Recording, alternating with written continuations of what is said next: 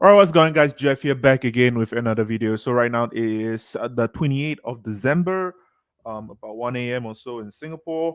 But today I'll be talking about the Great Resignation. So today I think I've been actually reading up on the jobs report every single month. But I thought that this would actually make for a good video because personally for myself as well, I'm actually going through a little bit of something I'm thinking about changing the course of my career path as well.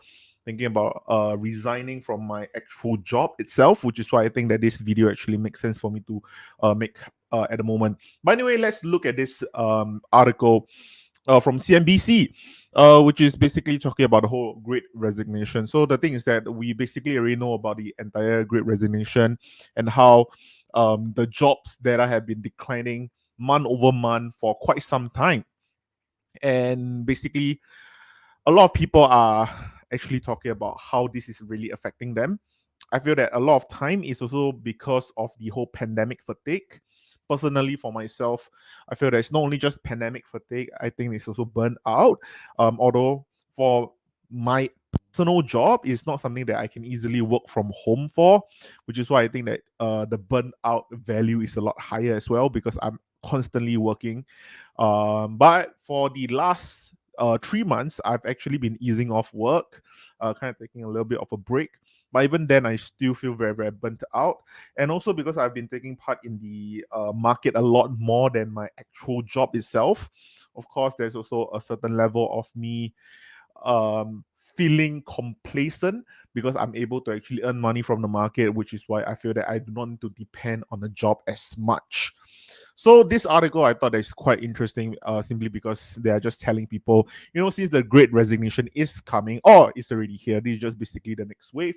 People are just telling you can just check your resume, update your LinkedIn profile, know your worth. So I think for the part where it's talking about knowing your worth, I feel that that's very, very important because right now, since the market do not have enough labor, with the whole labor shortage being such a huge thing, basically people are not able to really justify how much they can actually hire someone for, because right now, maybe if your job was worth let's say $3,000 a month, right now you can easily argue for 3,005 a month, and a high chance that you actually get the job that you want.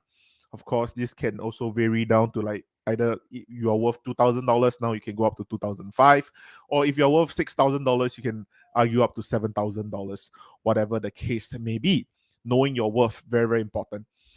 Printing out jobs description, I think this is basically to the whole white collar society. As long as you want to get a job, basically you just want to go through the entire motion, show gratitude, network. I think it is just normal stuff, just part of a process. But something that is more interesting than the rest, I feel, is the employment numbers. So I talk about how I actually study the employment numbers quite closely every single month as well. So over here, you can actually see the non-farm payroll employment. The thing is that for the payroll, you can see that the payroll is slowly increasing over here. And the reason why it's also increasing is also because of the shortage in labor. Whenever people are starting to have this entire Great Resignation, more and more people are leaving the workforce, and more people will, the employers will be more justified to actually pay more money to retain the people who do want to stay. And of course, for the certain skill set that they can actually provide to the workspace. Over here, you can see the unemployment rate going down since the 2020 all the way to November. You can see that it's constantly going down. But the thing is that for unemployment rate going down, it doesn't mean that people are getting jobs. It simply means that people do not have a job. It's kind of like a double negative kind of thing. So, of course, for the May 2020, it's quite obvious that it's actually due to the government sector actually giving a lot of subsidies for companies to actually recruit more employees, and because of that, the employment rate actually went up due to all the subsidies and all the grants given to the employer. But slowly and surely, I think around the February to May period of 2021, I think that the unemployment rate going down did not actually provide more numbers to the employment numbers, but more so to people actually starting their own businesses, people who are actually looking into, like myself, trading the market, people who want to trade crypto, people who want to trade NFTs, people who do their own side hustle, and the side hustle manage to make enough money for them to actually quit their 9 to 5. I think that that's where the unemployment rate actually diminish going towards. So yeah, I think that is very, very interesting for me to look at. So okay, over here you can basically see how the supplemental data actually goes. Over here, you can see that the professional and business services added 90,000 jobs in November. Of course, all this, I'm just taking the latest month report for the most relativity. So yeah, added 90,000 jobs, but at the same time, you can see that employment in the professional and business service overall is still 69,000 below its level in February of 2020. So of course, at the same time, I think especially after the whole pandemic that happened, a lot of people basically had a huge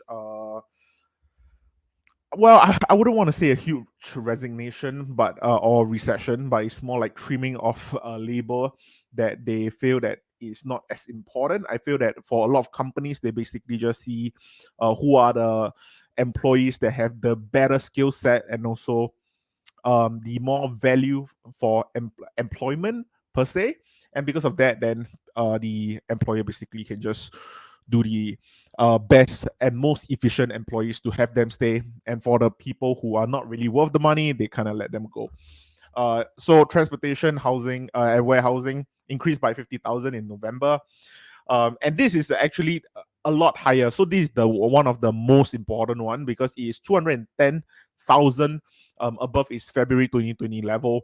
So I think that this is very important, because I feel that especially with the supply shortages and labor shortages, companies such as your Amazon, Affirm, people who are doing like Alibaba, even for C, all these companies who actually basically runs on transportation and warehousing, all of them had a huge boom, because the thing is that everyone is staying at home.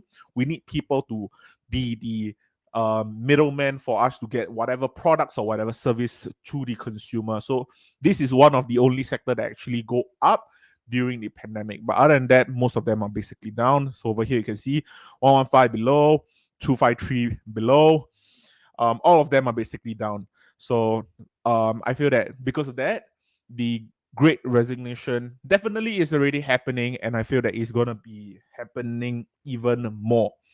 And basically, I'm just making this video because I feel that there's some form of relativity for myself, because I am also thinking about doing something of the same manner. But anyway, yeah, that's all for this video. It's gonna be a quick one, but anyway, if you like this kind of content, do drop me a like down below. Of course, follow me on Instagram. The link is over here. Of course, I also have all the links down below in the description box down below as well. Anyway, thank you guys for watching, and I'll see you guys next time.